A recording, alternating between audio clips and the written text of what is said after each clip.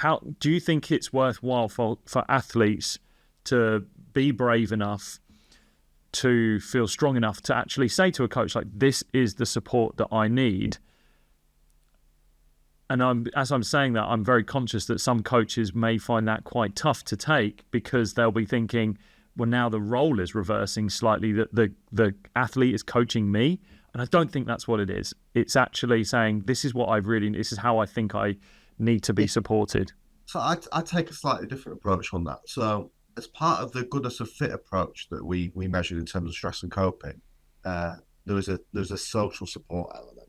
So there's an entire session on an athlete on how they will get social support. So what social support and having a network is so important.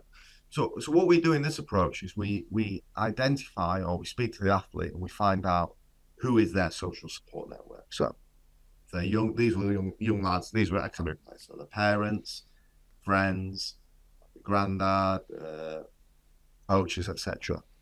So you identify, they write down their social support network. And then what we do, the next step is you think, two types of social support. Well, arguably, but for this process there is. Who is good at providing informational support? Who is good at providing emotional support? So for example, my dad or my mum, they might be really good at, analysing a match and working out, you probably do this better or that better. Your friend, he's really good at calming you down, or your mum. You speak to my mum. If I'm really struggling with my emotions, I'm really anxious, I speak to my mum. My mum is excellent at providing emotional support, so she'll get an E next to her name. Those who are good at providing information support get an I next to their name.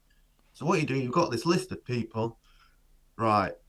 How am I feeling today? I'm really anxious. I've got to give this talk. I've got to play that right. I go to the person with an E next to their name.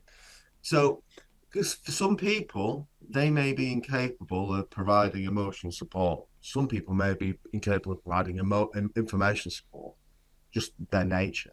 And so the key premise behind this is you go to the right person with the right issue. So depending on the support you need. Because you might have a coach and you say, oh, well, I need you to be this coach. Well, the coach's not, well, I can't do that. That's not me. I'm not going to, give you emotional support or reassurance, because I'm just not good at that. So, and it wouldn't be effective anyway. So it's the key is identifying those people. And again, we did that in the intervention with the Premier League Academy soccer players, and that was something that worked really well for them. It's something that they really enjoyed as the intervention. I love that. I think just because the way I posed the question was going to a certain coach and asking them to give you support in a certain way. And I think it's interesting, isn't it? I'd probably say family is the main domain here, which is sometimes our families can give us support not in the way in which we would like it, but it's because families, especially from a young athlete's point of view, our young athletes are around us all the time. So you might find that, and sorry, Mum, if you're listening, but there'll be times where my family are very strong on information support, I would say. Like, there's a lot of that, but maybe I needed a bit more emotional support when I was younger. And I think it's very easy to then, as you get older, maybe to start resenting some of that, saying I wasn't getting the support that I needed.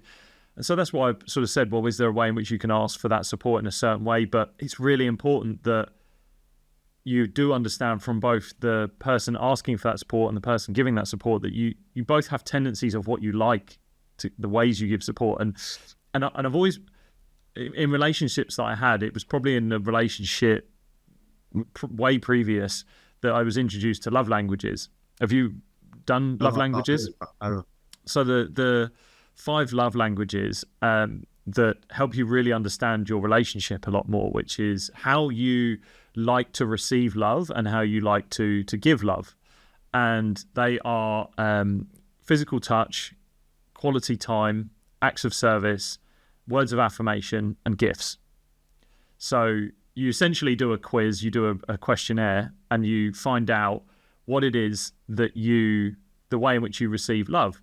Now, I did this and I thought that mine was going to be words of affirmation, like being told I'm good at things and things like that. Gifts was right down at the bottom, which is why for me Christmas is a nightmare, because I don't see the value in gifts. So therefore giving gifts is really tough for me, because I'm like, why would this be interesting? So when other people have that high on their list, that's where I can have friction with them. But then, for example, understanding that a partner has words of affirmation really high on their list.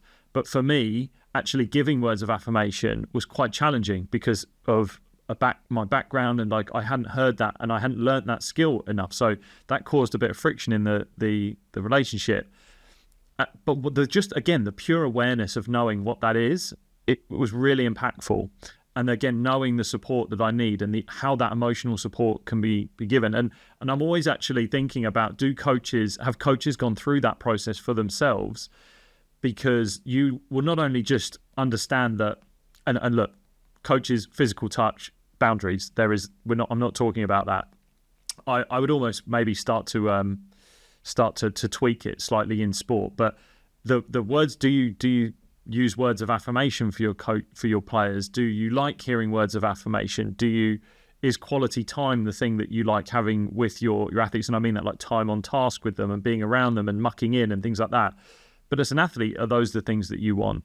And for me, it's been really transformational, but also realizing that people have preferences and that you need to be understanding that they're not the things that they're potentially going to give you. So what you've said there about informational and emotional is really interesting. And I think with the emotional side, this is where, like I'm talking about the love languages side of it, probably stems and branches out a little bit more. So, okay, so there's emotional support. How can I give that emotional support? What's my mechanism, my strategy for doing that? It's been really interesting and something that you said you hadn't done it, but it's definitely worth doing. Yeah, no, I'm definitely going to look into that. One thing I was thinking about just as we were talking then is, you talk about your kind of background is, say I'm your psychologist and we do this list and you're like, oh, 5 people on my list, none of them can give me emotional support. So how would you then think? Obviously the psychologist can do that, but you could be working with some athletes, some kids, who don't have anyone to either give them emotional or informational support. And in those situations, it's, it could be quite difficult. This is where kind of the goodness of fit or the coping effectiveness training kind of falls down a little bit if they don't have a social support network. And some people won't have a social support network, and that's when it becomes challenging. But I think we all need social support. But I think that's where actually social media could play a really good role. A good role in society is that I'm a big proponent is if you don't have that right person, I've spoken about it before on the podcast, if you don't have that right coach, that the person that gels well with you, then look for it elsewhere. I was with a football agency the other day and we were talking about potentially working with some of their players. But these guys at Premier League clubs, and they have extremely good psychologists that are on those, but they may not gel with that person. And the psychologist, that part of their role will be to go, that's fine. Like if someone's working over there, there's plenty to go around. Like, come on in, the water's great. Don't worry about it. But there's the recognizing that finding the right person for you, whether that's outside of your organization, outside of your team, outside of your family, outside of your friends network, that could give that to you. And I think that's where finding the right potential group, maybe online, if you don't have it immediately physically around you, could be really effective. Obviously, social media gets bad rap for potential dark forums that you could fall into, but if you're seeking positive people, good role models, like you'll be able to find them. Yeah, I know. I didn't think of that. That sounds really an excellent way of doing that, isn't it? Definitely. Hey, if you've enjoyed that video, then you can click right here to watch the full unedited version of that episode. Also, don't forget to subscribe to this channel by clicking the button below. I'll see you soon.